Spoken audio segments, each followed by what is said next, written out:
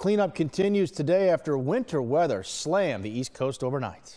The storm bringing with it strong winds, heavy rainfall, and flash flooding for some areas like Massachusetts and Connecticut, getting inundated with water there. Meanwhile, crews across New York spending the day picking up debris that was scattered from those high winds. Now, large portions of the state still in the dark tonight. A look right now at the current power outages. Western New York and central New York being hit the hardest.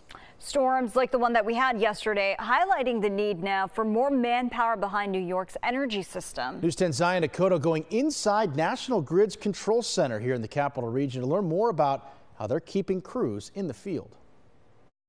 Recent storms across our area have caused power outages, but what about the response? National Grid now partnering with a local agency to recruit people from across the capital region to keep the lights on.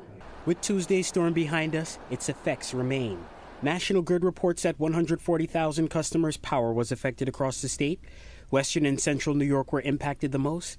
10,000 of those cases were in the capital region. Crews at the Eastern Regional Control Center in Guilderland responded to yesterday's weather, but the storm underscored the need for more manpower. That's why their Grid for Good outreach program is partnering with nonprofit 518 Elevated to connect interested adults to jobs at the agency or the wider energy industry. As we're exposing them to the business that we're in, we engage with them, we talk them through different scenarios and different opportunities that they may want to take advantage of. Students got a tour of this command center, the place that controls the flow of electrical current on this side of the state. It's a core part of our business to show them, the big picture, how we manage, all of the different responsibilities that we have for our customers. One of those students was Jonathan Ramirez of Schenectady. The 31-year-old says working here would give him a sense of purpose lacking at his current job. By the looks around and the people, how they speak about their opportunities and the responsibilities, it gives you the sense of having something more important that you're doing.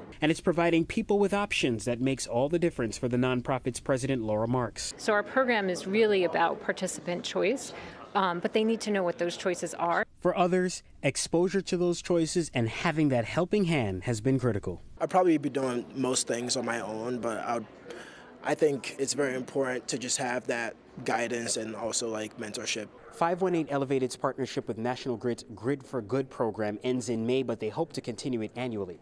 Reporting in Guilderland, Zion Dakota, News 10, ABC. And on the heels of that storm, a few Massachusetts lawmakers are renewing their calls to overhaul their state's emergency disaster response. The Western Massachusetts leaders calling for a portion of the state's rainy day fund to be put aside for a disaster relief fund. That money comes from the capital gains tax. Massachusetts is one of 2 states that deal with disaster response funding through one-time appropriations.